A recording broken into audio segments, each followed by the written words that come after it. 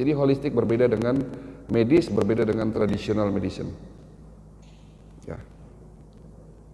Bisa dipahami Pak? Jadi kenapa penyakit kronis sudah disembuhkan? Karena selama ini yang kita obati bukan penyebabnya, sekali lagi. Diabetes kenapa nggak sembuh-sembuh? Karena yang diobati hanya gula darahnya. Hipertensi juga begitu. Ya. Apa yang menyebabkan hipertensi? Yang menyebabkan hipertensi adalah aterosklerosis. Kekakuan pembuluh darah, otot pembuluh darah menjadi kaku. Kenapa? Karena dirusak oleh radikal bebas, dan rusaknya dinding pembuluh darah berpotensi nempelnya lemak. Disebut sebagai plak kolesterol. Gitu loh. Nah, amlodipin, obat amlodipin, kaptopril, itu adalah obat-obat hipertensi yang Bapak selama ini minum. Itu fungsinya hanya sekedar melebarkan pembuluh darah. Di saat tidak minum dia akan normal lagi. Dia tidak menghilangkan plak. Dia tidak menghilangkan radikal bebas. Ya, konsep holistik yang sekarang dikerjakan di Eropa, di Amerika. Ya. Bagaimana caranya meningkatkan potensi antioksidan.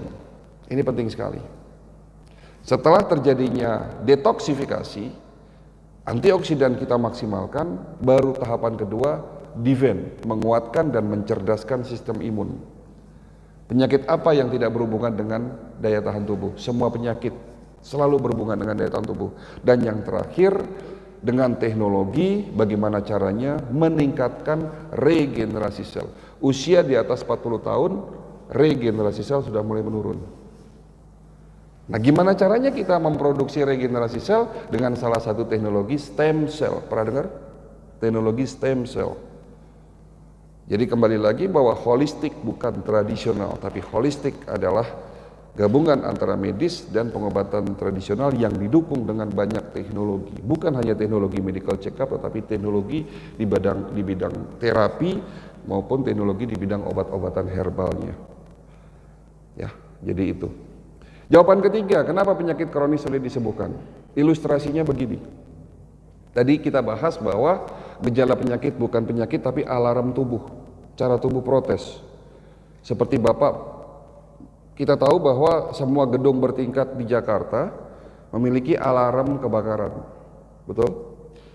Andai kata masjid ini punya alarm kebakaran, Bapak beli, fungsinya tentunya untuk memberitahu, untuk sinyal manakala ada kebakaran, sekecil apapun api itu nyala, alarmnya akan berbunyi. Suatu saat alarm kebakaran masjid ini bunyi, apa yang Bapak lakukan? Apa yang Bapak lakukan? Suatu saat alarm kebakarannya bunyi. Ya datang ke masjid, cari tahu sumber kebakarannya di mana. Kalau masih kecil ya sudah padamkan. Selesai. Tapi yang dilakukan Bapak bukan mencari sumber apinya di mana, kabel alarmnya diputus. Pastinya alarmnya tidak berbunyi lagi, betul? Tapi setelah itu tidak melakukan apa-apa. Apa yang terjadi? Masjid ini kebakaran sudah terlanjur besar apinya. Di saat apinya sudah terlanjur besar, sulit dipadamkan? Sangat sulit. Itulah yang terjadi sama tubuh kita. Jawaban ketiga, kenapa penyakit kronis sulit disembuhkan? Ketahuannya sudah terlanjur parah. Rata-rata penyakit kanker terdeteksi sudah stadium 3. Hari ini banyak orang yang tiba-tiba meninggal karena katanya COVID. Tapi sesungguhnya bukan virus tersebut yang menyebabkan kematian, tapi ada penyakit penyerta yang di dalam tubuhnya, terutama di sistem pernafasannya, di paru-paru, mereka banyak tidak sadar bahwa paru-parunya jauh sebelum COVID ini sudah rusak. COVID hanya untuk virus ini sebagai pemicu. Banyak orang kena serangan jantung mendadak yang katanya tidak ada gejala tanda-tanda sakit jantung. Banyak orang stroke hari ini, padahal tidak ada tanda-tanda stroke. Dan ini semua terjadi akibat obat-obatan yang kita sering minum. Hati-hati Bapak Ibu sekalian, saya tidak melarang Bapak Ibu minum obat, tetapi obat-obatan kembali lagi akan merusak sistem alarm tubuh kita. Itu salah satu efek dari obat kimia, akan merusak sistem alarm tubuh kita. Kita terlena, di mana kalau kita sakit minum Panadol, Paramek, pusingnya hilang. Nyeri-nyeri sendi, minum piroxicam, meloxicam atau analsik, obat-obat analgesik, seolah-olah nyerinya sembuh, padahal tidak sembuh. Ibarat alarm tadi bunyi, bukan dicari sumber apinya tetapi alarmnya dimatikan. Ini yang terjadi, kenapa penyakit kronis sulit disembuhkan. Cek rumah sakit Darmais, rata-rata yang berobat kanker di sana sudah stadium 3. Bapak Ibu sekalian, materi selesai, tetapi masih ada satu materi yang menarik terakhir, insya Allah sebelum jam 6 sudah selesai, di mana materi terakhir ini pencegahannya, cara sehat ala Rasulullah SAW. Ya, bagaimana kita bisa menghindari tetapi kita tidak tahu dan tidak menjalankan apa yang sudah diajarkan oleh Nabi kita. 6 cara sehat ala Rasulullah plus tambahan 1. Dan insya Allah nanti di akhir saya akan memberikan 1 hadiah buat Bapak Ibu sekalian. Ya. Tapi sebelum masuk ke materi terakhir, ada pertanyaan? Silahkan kalau ada yang mau ditanyakan. Ya, silahkan. Waalaikumsalam warahmatullahi wabarakatuh.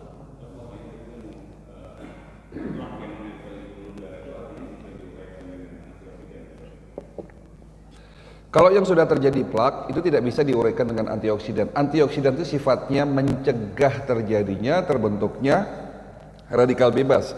Kalau yang sudah terjadi plak, itu tentunya dengan teknologi. Hari ini banyak teknologi yang bisa untuk menghilangkan plak. Bukan hanya teknologi yang sifatnya fisik, ya, misalnya dengan laser, dengan terapi laser, dengan terapi ozon, tetapi juga ada produk-produk herbal yang sudah teruji klinis, ya, yang dapat mengikis plak tersebut. Ada, ya, bahkan ada salah satu produsen herbal dari Cina, dia sudah menemukan satu jenis tanaman herbal yang risetnya lebih dari 30 tahun untuk mendapatkan formula tersebut, dan sudah diuji kliniskan di 380 rumah sakit seluruh dunia. Dan obat ini, herbal ini dengan teknologi yang sangat tinggi, mampu mengikis plak di bawah 70%. Bagaimana yang sudah 80-90%? Bisa, tetapi agak sulit dan butuh waktu lama. Dan banyak, alhamdulillah banyak pasien-pasien kami yang tadinya mau pasang ring, ya, itu tidak jadi pasang ring. Ya, ini teknologi, ya, seperti itu. Jadi antioksidan itu konsepnya sebelum sakit, Pak. Ya. Tetapi kalau yang sudah terjadi plak, sudah terjadi aterosklerosis, itu butuh teknologi, butuh obat dengan teknologi. Ya, walaupun memang juga ada antioksidannya gitu. Ya, Pak. Gitu. Ada pertanyaan lain?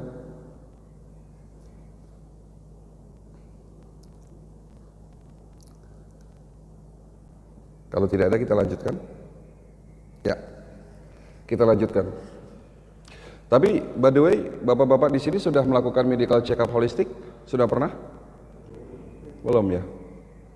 Atau medical check up secara konvensional 1 tahun sekali? Sudah pernah? 1 tahun sekali sudah pernah. Konvensional, periksa darah, USG, fotoronsen, itu hanya mendapatkan 20% informasi, Pak. Ya. Jadi bapak periksa darah, katanya komplit, pakai insurans ataupun memang fasilitas dari dinas atau fasilitas dari perusahaan, ya, itu hanya informasinya itu hanya 20%. Ya, jadi masih ada 80% yang belum nampak di situ, belum ketahuan, belum diperiksa. Ya, kemarin baru saja ada kasus pasien yang sudah di medical check up katanya, tetapi sebulan kemudian katanya dalam hasil medical check up kolesterol normal, ya, semuanya normal, tetapi kena serangan jantung. Ya, artinya ada masih banyak informasi yang belum didapatkan dari pemeriksaan konvensional. Makanya butuhnya pemeriksaan holistik. Dan memang pemeriksaan holistik di Indonesia ini sangat mahal, Pak.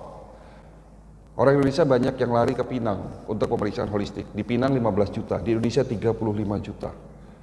Ya, seperti itu. Tapi insya Allah di klinik kami jauh lebih murah.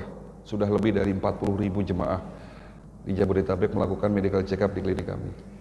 Ya. Oke, kita lanjutkan terakhir. Cara sehat ala Rasulullah SAW ada 6 plus tambahan 1 dari kami. Tolong dicatat. Dan jika Bapak menjalankan cara sehat ala Nabi ini, insya Allah level kesehatan kita 3 bulan kemudian akan meningkat. Insya Allah. Ya. Bagaimana caranya?